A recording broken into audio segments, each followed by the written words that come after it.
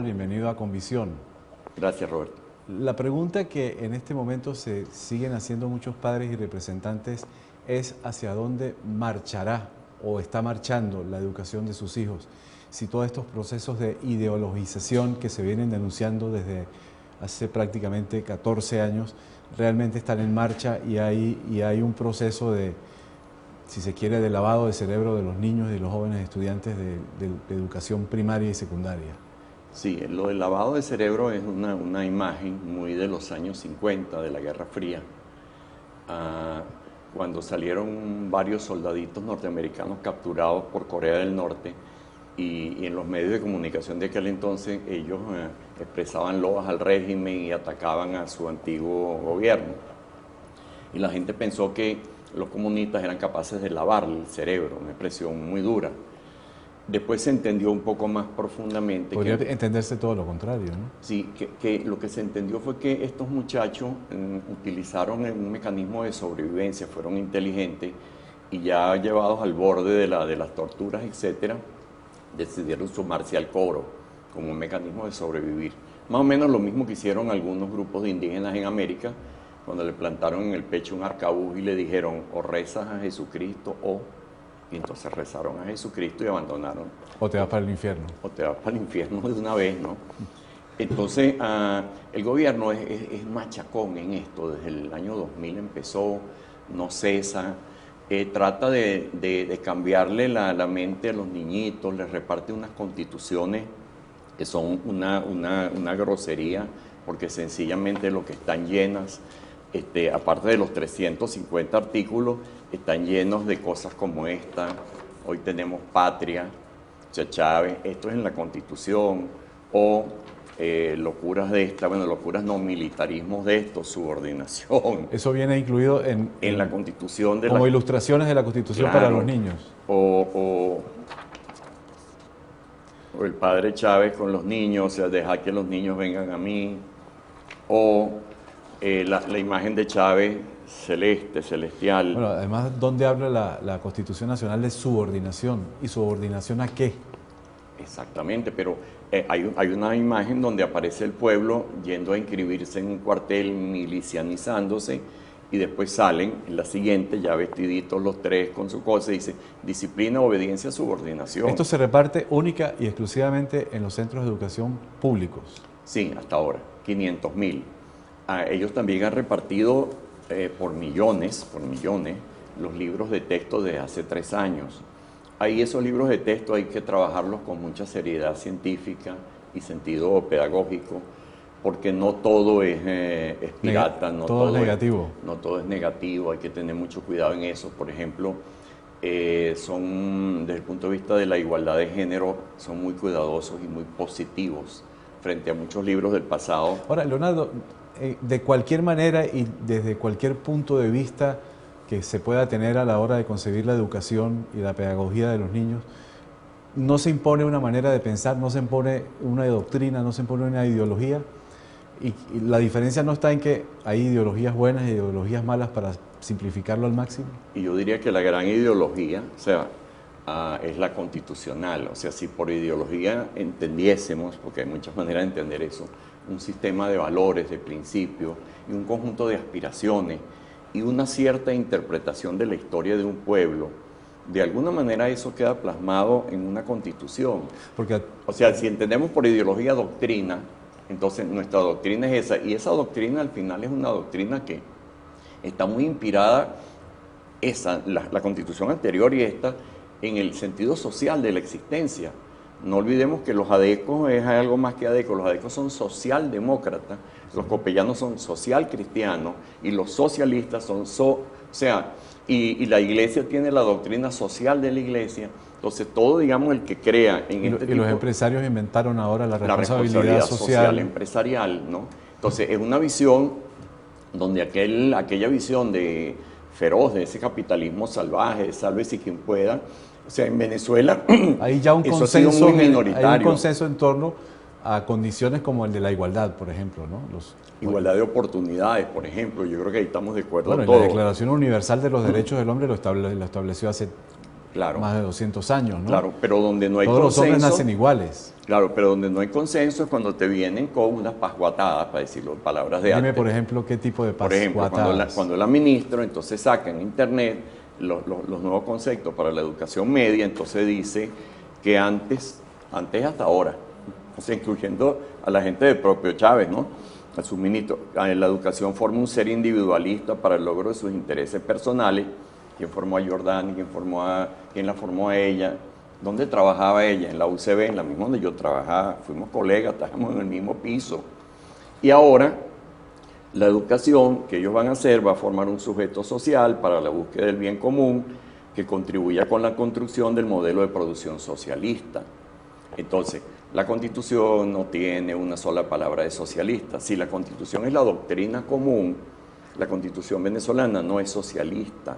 Tiene mucho énfasis en lo social, y ahí podríamos coincidir un socialdemócrata, un socialcristiano, un socialista y hasta un comunista, por Dios. Pero no dice que es socialista. No, y en este caso, el término socialismo se le puede dar muchísimas interpretaciones.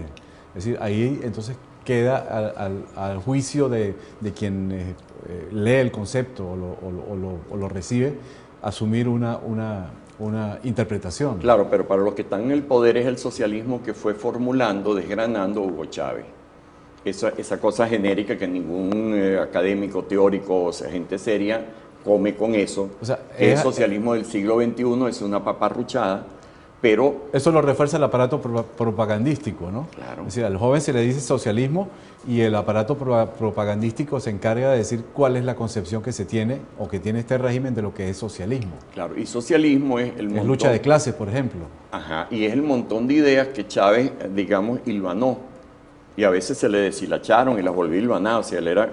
Entonces, claro, pero esta operación es machacona porque la intentan con los niños, con los adolescentes. Yo creo que ahí es donde tienen menos fortuna, porque yo diría que el muchacho de las nuevas generaciones come muy poco de esa cosa, de esa mitología de, por ejemplo, los hombres a caballo, Bolívar, Zamora, Chávez, etcétera.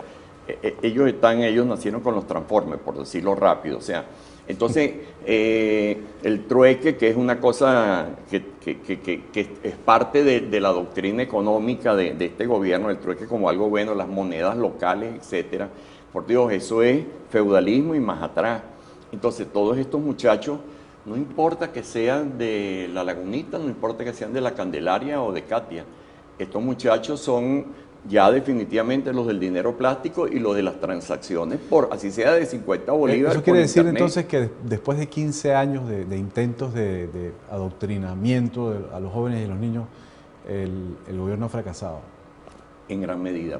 Además te voy a decir por algo. Entonces no hay mucho de qué preocuparse. No, siempre hay que preocuparse porque insiste y uno ve por gente que aparece y declara cómo ha habido un proceso, por ejemplo, de conformación de mente y no es, por ejemplo, es peligrosísimo lo que intentan hacer con los nuevos educadores de la Universidad Bolivariana.